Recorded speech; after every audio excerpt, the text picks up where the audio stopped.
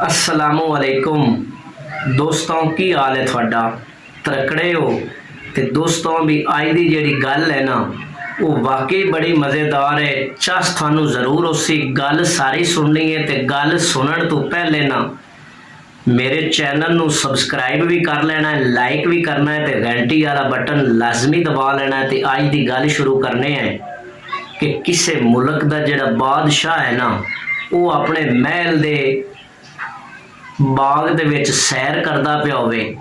ते सैर करदियां करदियां ना एक दरखत दे करीब गया ना, ते की वेखदा है कि उस दरखत दे थल्ले ना जिड्डा कबूतर दा आंडा नहीं हुंदा, एड्डा एक दाना पिया होया। ते बादशाह ने उस दाने नू चुक्या ना, ते चुक के चेक किया ते वो कणक दा दाना होवे। ते बादशाह हैरान बड़ा होया।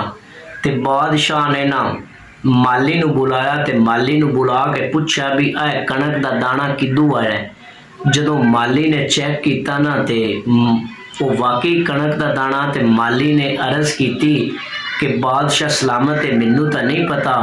ते जेड़े थोड़े वजीर हैं ना, अगर वो आ जावन ना, वो मेरे तो ज्यादा समझदार ने एंड उन्होंने पता लग सकता है। बादशाह ने वजीरां नू बुलाया। जदों वजीर आए ना, ते वजीरां ने वो दाना चेक किया, ते उन्होंने पहले इंज ही महसूस होया कि कोई पत्थर है। ते जदों उन्हें तसल्ली ना चेक किया ना, ते वो कणक दा दाना। ते उन्हें भी बादशाह नू जवाब दिता कि बादशाह सलामत, इहो जी कणक असी भी किधरे नहीं वेखी। ते एक ना उन्होंने वजीरां दे विचों ना वजीर बड़ा समझदार ते सियाणा होवे, ते उस बादशाह नू ना अर्ज की कि बादशाह सलामत गल ये है, इस दाने दा राज ना आपां नू कुछ जिमीदार ते किसान दस सकदा है। ते बादशाह ने हुक्म जारी किया भी किसी किसान ते जिमीदार बुजुर्ग ते वडेरे नू ले आओ। वो वजीर गया, ते उन्हें ना एक बजुर्ग जिहड़ा है ना, उनकी 70 तो 80 साल या 80 तो 90 साल उम्र है। ते दोवें हत्थां दे विच ना लाठियां ने, उन्हां दे सारे दे नाल ना चलदा आया। जदों बादशाह कोल आया, ते बादशाह की वेखदा है, उनके सिर दे सारे वाल चिट्टे भी नहीं, ते मूँह दे विच दंद भी कोई नहीं। ते बादशाह ने उनके ते सवाल किया भी ए कणक दा दाना है, चेक कर तू किधरे ये कणक इहो जी वेखी है। ते उस बाबे होरां जदों चेक किया ना, ते उस अर्ज की कि बादशाह सलामत, ये मैं तो कणक इहो जी को नहीं वेखी, लेकिन मेरा बाप जिंदा है, अगर तुसी उन्होंने ले आओ ना, ते वो थानू ये दस सकता है। ते जदों इतनी गल की ना, बादशाह ते वजीर बड़ा हैरान होए कि बाबे जी होरां दी इतनी उम्र है, ते इनदा हाली बाप भी जिंदा है। बादशाह ने वजीर नू दोबारा गलिया भी इनदा बाप लिया। ते जदों उनदा बाप आया ना, उस बाबे जी होरां दा, उनके एक हथ दे विच लाठी होवे, ते चलदा भी सही आंदा होवे, ते अद्धे सिर दे वाल चिट्टे होवन, ते अद्धे काले होवन, ते मूँह दे विच कुछ दंद भी होवन। ते जदों वो आया, ते बादशाह ने उनदे ते सवाल किया, ते उन्हें भी वो कणक दा दाना वेख के ना ते जवाब दिता कि मैं भी इहो जी कणक नहीं वेखी हुई। अगर इनदा तुसी राज पुछना है ना, ते मेरा जिहड़ा बाप है ना, वो जिंदा है, उन्होंने तुसी ले आओ, ते वो थानू दस सकता है। ते जदों इतनी गल सुनी ना, ते वो बादशाह ते वजीर अड्डू हैरान होए कि बाबे जी होरां दी इतनी उम्र है, ते उन्हां दा जिहड़ा बाप है उनदी इतनी उम्र है, ते इनदा बाप भी जिंदा है। वजीर दोबारा गया, उस उनदे बाप बाबे जी होरां दे बाप नू ले आंदा, ते उन्हां दी उम्र जिहड़ी है ना काफ़ी सी, लेकिन उन्हां दे हथ दे विच कोई लाठी कोई गलबात नहीं है। वो चलते भी सीधे होंगे हैं, ते सिर दे जिहड़े वाल ने ना, वो भी तकरीबन सारे काले हैं, कोई इक्का दुक्का जिहड़ा है ना चिट्टा वाल आ। ते जदों वो कोल आया ना, ते बादशाह ने वो गंदम दा दाना दिता, ते पूछया भी इहो जी गंदम तुसां वेखी है। ते वो बाबा जी होरी मुस्कुराए, ते उन्हें आख्या साडे दौर दे विच ना बादशाह सलामत इहो जी कणक हुंदी है, ते उनदा दाना बड़ा मोटा हुंदा, ते उनदा जिहड़ा आटा है ना वो लाजवाब हुंदा, उनदा जायका बड़ा हुंदा।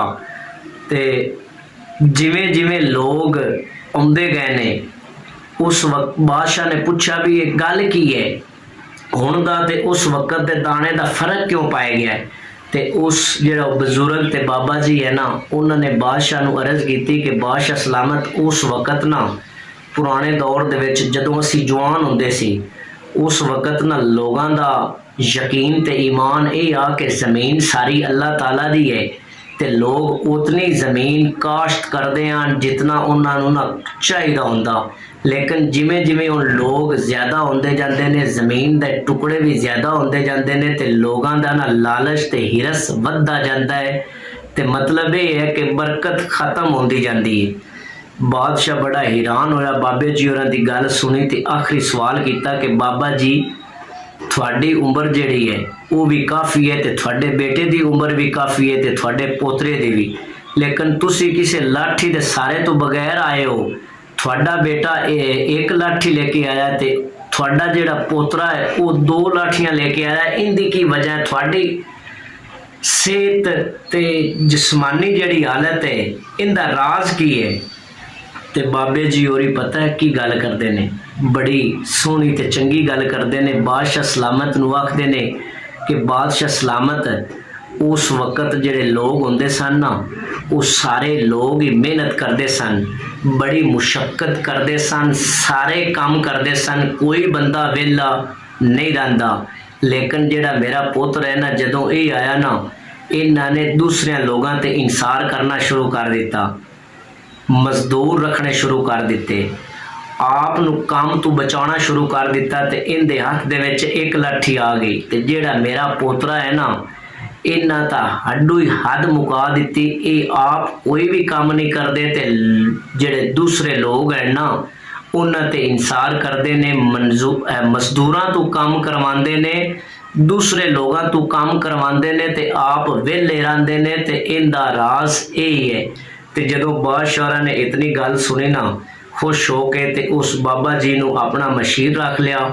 ਤੇ ਦੋਸਤੋ, ਗੱਲ ਸੁਣਾਉਣ ਦਾ ਮਕਸਦ ਇਹ ਕਿ ਅੱਜ ਇਸ ਜਦੀਦ ਦੌਰ ਦੇ ਵਿੱਚ ਵਾਕਈ ਨਾ ਜਿਹਦੇ 50 ਏਕੜ ਜ਼ਮੀਨ ਹੈ ਨਾ, ਉਹਦਾ ਵੀ ਗੁਜ਼ਾਰਾ ਕੋਈ ਨਹੀਂ। ਉਹ ਵੀ ਗੱਲ ਇਹ ਕਰਦਾ ਹੈ ਵੀ ਯਾਰ ਨਾ ਗੁਜ਼ਾਰਾ ਨਹੀਂ ਹੋ ਰਿਹਾ, ਪਰੇਸ਼ਾਨ ਬੜੇ ਹੈ, ਖਰਚੇ ਬੜੇ ਨੇ, ਅਖਰਾਜਾਤ ਬੜੇ ਨੇ ਤੇ ਜਿੰਦਾ ਇੱਕ ਕਿੱਲਾ ਹੈ ਨਾ, ਉਹਦੀ ਗੱਲ ਵੀ ਇਹੀ ਹੈ ਤੇ ਜਿੰਦੇ ਕੋਲ ਜ਼ਮੀਨ ਕੋਈ ਨਹੀਂ, ਉਹਦੀ ਗੱਲ ਵੀ ਇਹੀ ਹੈ। ਇਹ ਗੱਲ ਕਿਉਂ ਹੈ? ਇਸ ਵਾਸਤੇ ਹੈ ਕਿ ਸਾਡੇ ਵਿੱਚ ਨਾ ਲਾਲਚ ਤੇ ਹਿਰਸ ਤੇ ਹਵਸ ਬੜੀ ਪੈਦਾ ਹੋ ਗਈ ਹੈ ਤੇ ਜਿਹੜੀ ਉਹ ਬਰਕਤ ਆਈ ਨਾ, ਉਹ ਅਸੀਂ ਖਤਮ ਕਰ ਬੈਠੇ ਹਾਂ। ਤੇ ਇਸ ਵਾਸਤੇ ਅੱਲਾ ਮੇਰੇ ਦੋਸਤਾਂ ਤੇ ਬੇਲੀਆਂ ਨੂੰ ਖੁਸ਼ ਰੱਖੇ। ਲੈ ਵੀ ਦੋਸਤੋ, ਰੱਬ ਦੇ ਹਵਾਲੇ।